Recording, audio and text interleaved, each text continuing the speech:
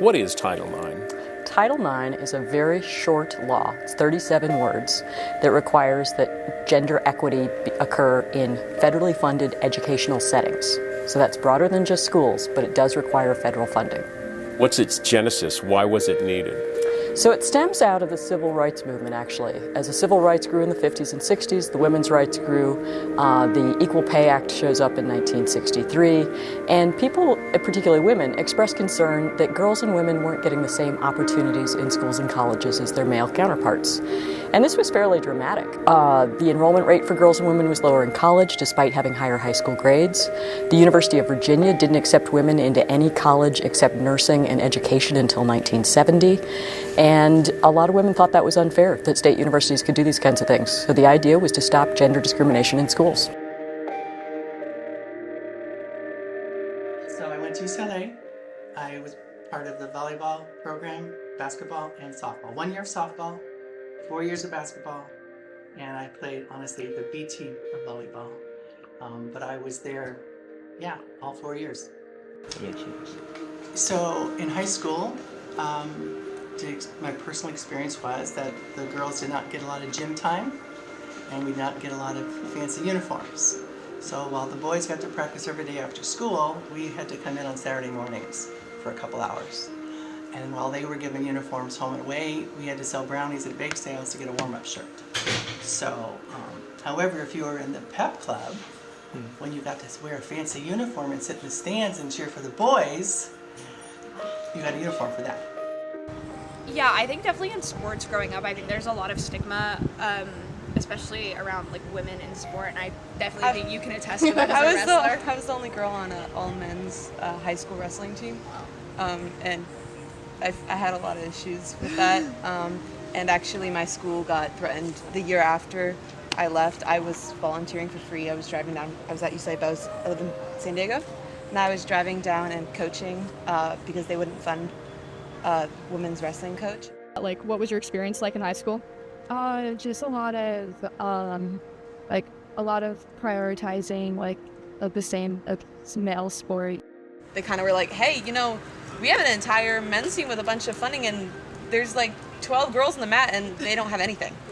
But I'm actually a physics major, so I spent most of my time surrounded by men, on the mat in the classroom. So I was initially psychobiology, and so when I was in classes like chemistry, physics, math, I noticed like a more male-dominant shift, whereas when I was taking like psychology classes, and I'm now a psychology and communication major, like when I take psych classes, it is mostly women. So how did that start? How did women, individuals, and groups start using Title IX for their benefit?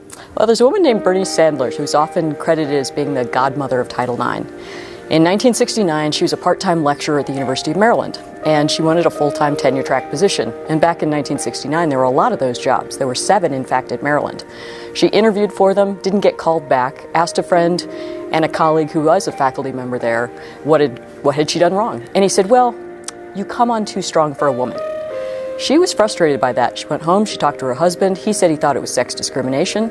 She was a scholar, so she did her research and discovered that Lyndon Johnson had signed an executive order in 1968 prohibiting federal contractors, including universities, from discriminating against women. So she took that information and began working with congresswomen, particularly Martha Griffiths and Edith Green. Edith Green was the chair of the House Subcommittee on Higher Education. She held a series of hearings outlining the problem and basically came up with Title IX, this 37-word law. The idea originally was to amend the Civil Rights Act of 1964, which was about race, and to include the word gender. But there was quite a bit of pressure from civil rights leaders and from the Justice Department not to change those laws. So the compromise was to put it in for just education. Why didn't they want to change those laws? There was a concern that if you put gender in, it would somehow diminish the value of the law. I feel like it might have started a lot later on in life, that maybe girls would have been given the opportunity to play sports in college and then later on professionally. So I think there would have been a delay, and I don't think I would have been able to get a scholarship depending on when the legislation would have been passed. And that to me is something that would have changed my entire life. Just me personally, probably my self-confidence, just always doing something that I loved, and I feel like, and my family being proud of me. I mean, that's just something that I get to live with, and that's something that I'm proud of. But it would be a lot different. It worries me what that would have looked like for me. And a lot of girls joined the team the year after I left because I was recruiting a lot of girls. And so I actually drove down to volunteer to coach because they wouldn't fund a female coach for the girls.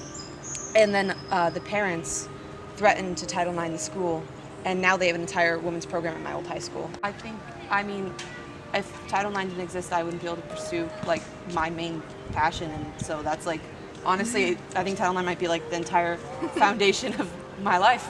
And I just think Title IX, what it allowed me to do was basically go to college at a D1 school. And so that was the opportunity given to me that was set in place years prior, probably, I'm guessing, almost 20 years prior to me going to UC. Anyway, we stand here today on the eve of the 50th anniversary of the passage of Title IX, and we can celebrate how far we have come, and also take a hard, long look at the work that lies ahead. Title IX is one of the most important pieces of legislation of the 20th century. It is a law that speaks to the importance of gender equity in this country and stands as a benchmark of global significance. And the more we know about history, the more we know about ourselves.